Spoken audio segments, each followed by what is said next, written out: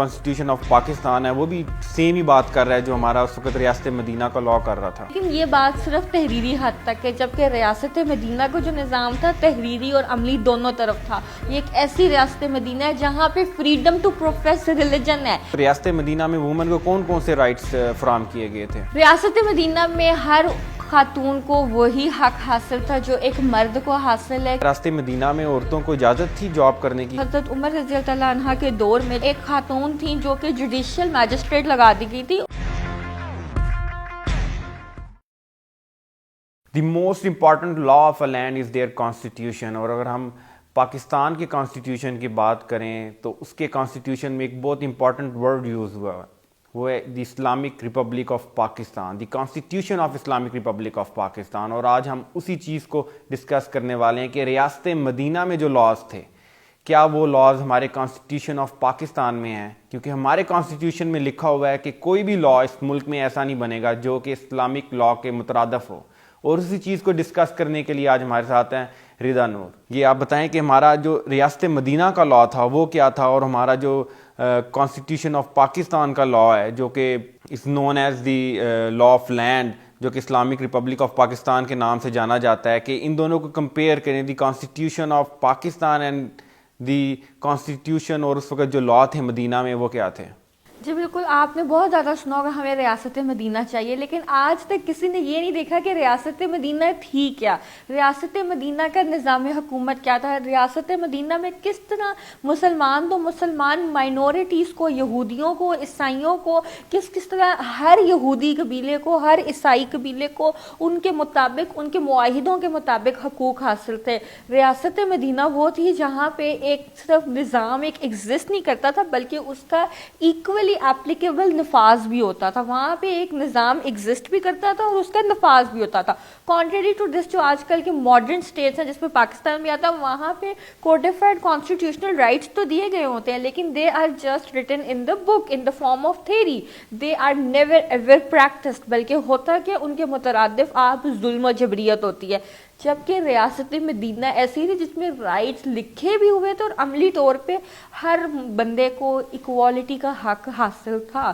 ریاست مدینہ ایک وہ ریاست تھی جہاں پہ ایک عورت کو اجازت تھی، اور ایک عورت بلا کسی خوف کے آدھی رات کو 1500 کلومیٹر کی مسافت اکیلے طے کرنے کے قابل تھی. نہ کہ اور اس ریاست مدینہ میں کوئی کسی سے پوچھتا نہیں تھا کہ آپ اکیلے سفر کیوں کر رہے تھے، آپ اپنی ولی کی اجازت کے بغیر سفر کیوں نہیں کر رہے تھے، یا آپ ایسا سفر کیوں نہیں کر رہے تھے. بلکہ ریاست مدینہ کا کانسیپٹ یہ تھا اگر اس شہر کے کنارے پہ اگر کوئی ایک جانور بھی بھوکا مر جائے اس کا ذمہ دار حکمران ہوگا، نہ کہ کسی کی ذمہ داری مکس ہو جائے، کوئی کسی پہ اپنا برڈن شفٹ کر دے کوئی اسی پہ، بلکہ خلیفہ وقت اپنا برڈن ایکسیپٹ کرتے تھے اور مانتے تھے. اس کی دو وجہیں تھی، کیونکہ ریاست مدینہ جس کانسیپٹ پہ چل رہی تھی وہاں وہ چل رہی تھی میثاق مدینہ کے تحت. میثاق مدینہ کے جو فاؤنڈر تھے وہ ہمارے پروفٹ صلی اللہ علیہ وسلم تھے، جنہوں نے ایک ایسی ریاست کا نظام دیا جہاں پہ ان بائسڈ قانون ہو، ایسا قانون ہو جس میں سوورینٹی اللہ اور اس کے رسول کے پاس ایگزسٹ کرتی ہو، اور جو بھی فیصلہ ہوگا وہ ہوگا اللہ اور رسول کے مطابق ہوگا. ریاست مدینہ کا آرٹیکل 1 تھا جس کے مطابق یہ تھا کہ جو میثاق مدینہ ہے وہ اللہ اور اس کے رسول کی طرف سے ایک تحریری دستاویز ہے. لیکن پاکستان کا جو آرٹیکل 2 ہے اس میں بھی کچھ ایسا ہی بیان کیا گیا ہے کہ اس میں جو ساورنٹی جو ہے it belongs to the almighty Allah. بالکل جو کانسٹیٹیوشن آف پاکستان ہے وہ بھی سیم ہی بات کر رہا ہے جو ہمارا اس وقت ریاست مدینہ کا لا کر رہا تھا. جی بالکل آپ کی بات ٹھیک ہے. پاکستان میں بھی جون سا کانسٹیٹیوشنل سپریمیسی اللہ تعالیٰ کے پاس ایگزسٹ کرتی ہے، لیز ان دا المائٹی اللہ. اور آرٹیکل 2A کے تحت پاکستان میں قانون جون سا in accordance with Quran and سنہ ہونا چاہیے، لیکن یہ بات صرف تحریری حد تک ہے. جبکہ ریاست مدینہ کا جو نظام تھا تحریری اور عملی دونوں طرف تھا. اور آرٹیکل 2 میں جو کہ ریاست مدینہ کا آرٹیکل 2 تھا وہ کہتا تھا کہ اگر آپ کے درمیان کوئی بھی مسئلہ ہوگا تو یو ول ریٹرن ٹو اللہ اینڈ ہز پروفٹ صلی اللہ علیہ وسلم. یہ ریاست مدینہ کا آئین تھا. لیکن جو ریاست مدینہ کا لا تھا اس کے اندر کون کون سے حقوق حاصل تھے تمام وہاں پہ جو رہنے والے لوگ تھے ان کو، اگر اس کو ہم کمپیئر کریں کانسٹیٹیوشن کے ساتھ؟ ریاست مدینہ کا سب سے بڑا اصول جو کہ اس کا آرٹیکل 13 ہے وہ کہتا ہے ایک مسلمان اور غیر مسلمان میں آپ غیر منصفانہ تعلق نہیں قائم کرو گے, بلکہ there would be equality for both Muslims and non Muslims who are party to this charter. ہر وہ نان مسلم جس نے یہ معاہدہ سائن کیا اور اس معاہدے کی پاسداری کرے گا وہ اس معاہدے کی پروٹیکشن میں آ جائے گا. ہم ڈسکریمنیٹ نہیں کریں گے مسلم اور نان مسلم کی. یہ وہی ریاست مدینہ ہے جہاں پہ ایک آزاد مسلم کی دیت اور ایک آزاد غیر مسلم کی دیت برابر ہے. ایک مسلمان کی دیت اور غیر مسلمان کی دیت برابر ہے, ان دونوں کا خون بہا بھی برابر ہے. یہ ایک ایسی ریاست مدینہ ہے جہاں پہ فریڈم ٹو پروفیس ریلیجن ہے. یہ ایک ایسی ریاست نہیں ہے جہاں پہ لوگوں کو زبردستی اسلام میں کنورٹ کیا جائے, کرسچینٹی سے کنورٹ کر دیا جائے. یہ ایک ایسی ریاست ہے جہاں پہ سوائے کیپٹل کے آپ ہر جگہ یہودیوں کے اور عیسائیوں کی عبادت گاہوں کی حفاظت کرنا اسٹیٹ کی ذمہ داری ہے, کیونکہ اسٹیٹ کو وہ لوگ معاہدے میں آئے ہیں, وہ لوگ اہل کانٹریکٹ ہیں, انہوں نے آپ سے کانٹریکٹ کیا, وہ آپ کو ٹیکس دے رہے. If you fail to fulfil the duty and responsibility of protecting the minority citizens of your state, then you have failed and you cannot take tax from them. یہ وہی ریاست مدینہ ہے جس میں اگر آپ نے اپنے مائنورٹی کو اگر آپ پروٹیکٹ نہیں کر سکے تو آپ ان کا ٹیکس واپس کر کے جا رہے ہو. یہ وہ ریاست مدینہ ہے جہاں پہ آرٹیکل 13 ہے جو اسپیسیفکلی بات کرتا ہے کہ ہم مائنورٹیز میں اور نان مائنورٹیز میں جو کہ مسلمان ہیں ان کے میں کوئی بھی فرق نہیں کریں گے, اور ان پہ ایک قانون لگے گا, ایک قانون کے مطابق فیصلہ ہوگا. ان کے جو سوشل رائٹس ہیں, پولیٹیکل رائٹس ہیں, ان سب کو پروٹیکٹ کیا جائے گا. اگر ہم پاکستان کی اسٹیٹ کو, لیکن ہماری اسٹیٹ کے لاء میں اگر دیکھا جائے تو ہمارا جو کانسٹیٹیوشن ہے اس میں بھی یہ ساری چیزیں لکھی گئی ہیں, ہم بھی ہیومن رائٹس کے, لیکن اس کی امپلیمنٹیشن میں ہمارا فرق ہے بے شک, لیکن لاز تو ہمارے سیم ویسے ہی بیان کیے گئے ہیں جس طرح ریاست مدینہ میں بیان کیے گئے تھے. آج کل کے ہیومن رائٹس میں آج کا جو modern concept of human rights ہے وہ آتا ہے united declaration of human rights سے, جس میں بہت زیادہ رائٹس نہیں ہیں, right to religion, right to life. لیکن اگر ہم بیک پہ جائیں, جو پہلا کانسیپٹ اسٹیٹ کا ملتا ہے, پہلی ریٹن کانسٹیٹیوشن ملتی ہے جو کہ آج کے زمانے کے بھی برابر, آج کے زمانے سے بھی زیادہ آگے ہے, وہ ہمیں 1400 سال پہلے ریاست مدینہ سے ملی. آج کے زمانے میں اکوالٹی نہیں ہوگی تو کیا ہوگی, جبکہ پوری دنیا میں جگہ جگہ اکوالٹی کی بات ہو رہی ہے.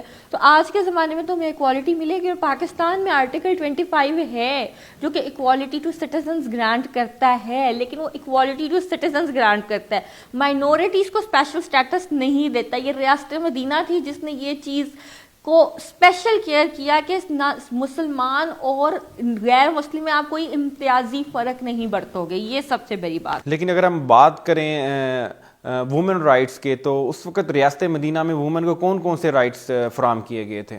ریاست مدینہ میں ہر خاتون کو وہی حق حاصل تھا جو ایک مرد کو حاصل ہے, کیونکہ ایک عورت کی انڈیویجول پرسنالٹی کو اسلام میں اور ریاست مدینہ میں ریکگنائز کیا گیا تھا. اس سے بڑھ کے ایک اسپیشل آرٹیکل ریاست مدینہ کی کانسٹیٹیوشن میں ڈالا گیا تھا, آرٹیکل 51, جس میں کہا تھا کہ عورت کو پروٹیکشن حاصل ہوگی, اس کے خاندان سے اس کو جدا نہیں کیا جائے گا, اس کے خاندان کی قبیلے کی مرضی کے بغیر اس کو الگ نہیں کیا جائے گا, اس کو ادھر سے ادھر شفٹ نہیں کیا جائے گا, یہاں تک کہ اس کو پوری پروٹیکشن حاصل ہوگی.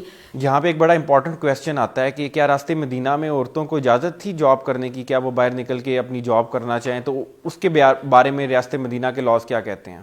جی, ریاست مدینہ میں عورت کو ہر حق تھا, عورت کی پارلیمنٹ میں نمائندگی انشور کی جاتی تھی. وہ عورتیں جو کہ خود ووٹ نہیں دینے آ سکتی تھی, ان کو خلیفہ الوقت کا جب چناؤ ہوتا تھا تو گھر جا کے عورتوں سے ان کی رائے پوچھی جاتی تھی کہ کیا آپ چوز کرنا چاہتی ہیں, کیا آپ یہ چاہتی ہیں کہ آپ خلیفہ چوز کریں. عورتوں کو حق تھا. عورتوں کی جو ہے سب سے بڑا حق یہ تھا کہ ریاست مدینہ وہ تھی جہاں پہ عورتوں کو خود آپ ایڈمنسٹریٹو پوسٹ پہ لگا رہے ہو. حضرت عمر رضی اللہ عنہ کے دور میں, جو کہ ہمارے سیکنڈ کیلف ہیں, ان کے دور میں ایک خاتون تھیں جو کہ جوڈیشل میجسٹریٹ لگا دی گئی تھی, اور وہ انشور کرتی تھیں کہ مارکیٹ میں جو ریٹ ہیں, پرائسز ہیں, پرائس کنٹرول ہو رہی ہے، نہ مارکیٹ میں گڈس جو ہیں صحیح پرائس پہ بک رہے ہیں یا نہیں بک رہے. ایک ایسی ریاست تھی جہاں پہ انشور ہوتا تھا، ایک خاتون انشور کر دی ہے کہ جو لوگ جہاں پہ تجارت چل رہی ہے کیا یہ اسلام کے جسٹ پرنسپلس کے مطابق چل رہی ہے، یہاں پہ سود کا نفاذ تو نہیں ہو رہا، یہاں پہ کوئی انجسٹ پریکٹسز تو نہیں ہو رہی، یہاں پہ کوئی زیادہ منافع خور تو نہیں بیٹھے ہوئے، یہاں پہ کوئی پور کوالٹی تو نہیں بک رہی. اور ان ریاست مدینہ کی ججز کے پاس یہ اختیار تھا کہ اگر وہ دیکھتی ہیں کہ کہیں بھی قانون کی خلاف ورزی ہو رہی ہے تو وہ ایٹ دا اسپاٹ اس کو پنش کر سکتی تھی. ان کے ہاتھ میں ایک لاٹھی ہوتی تھی جس سے وہ لوگوں کو مار بھی سکتی تھی. یہ ایک خاتون کو حق تھا ریاست مدینہ میں. اگر ریاست مدینہ کے لاز کو کمپیئر کیا جائے آج کل کے ماڈرن لاز سے جو کہ ہیومن رائٹس لا ہیں، آج کل جتنے بھی یہ لاز آ گئے ہیں، میرے خیال سے ان کا سب کا جو مین پوائنٹ ہے وہ اوریجن کیا ریاست مدینہ کے لاز سے ہی آتا ہے. جی بالکل، ریاست مدینہ میں ایک ایکسپلیسٹ رائٹ دیا گیا تھا، رائٹ ٹو لائف، زندگی کا حق. ہر مسلم غیر مسلم کو زندگی کا حق ہے. اور سب سے بڑی رائٹ ٹو فریڈم دیا گیا تھا، آزادانہ زندگی کا حق دیا گیا تھا، جو کہ آج بھی اگر رائٹ ٹو لائف کی انٹرپریٹیشن کی جائے تو اس سے کم ہی بنے گی. زندگی کو جینے کا حق جو ہے ریاست مدینہ سے سب سے پہلے آیا ہے، کیونکہ اس سے پہلے لوگوں کے پاس لوگوں کی جو دیت تھی، ایک بندے کی دیت، جو اسٹرانگ پارٹی ہوتی تھی وہ ایک بندے کی بدلے 10 بندے لے کے جاتی تھی. لیکن یہ ریاست مدینہ تھا جس نے ایکوالٹی اور پروپورشنالٹی کا پرنسپل دیا، اور اس کے تحت ایک بندے کا خون بہا ایک بندہ ہوتا ہے، یا پھر کوئی بھی پروپورشنیٹ اماؤنٹ جس پہ دونوں پارٹیز رضامند ہو جائیں. تھینک یو سو مچ مس. ہم نے ریاست مدینہ کے لاز کو ڈسکس کیا ہے، اور اگر ہم دیکھیں تو ریاست مدینہ کے جو لاز ہیں وہ آج کل کے ماڈرن لاز کو دونوں کو کمپیئر کریں تو ہمیں نظر آتا ہے کہ ماڈرن لاز کا اوریجن جو ہے وہ ہمارے ریاست مدینہ کے لاز تھے. اور انشاءاللہ ہم آپ کو اس طرح کی اور بہت ساری اسلامک لاز کے بارے میں بتاتے رہیں گے. Stay tuned with us. Thank you so much.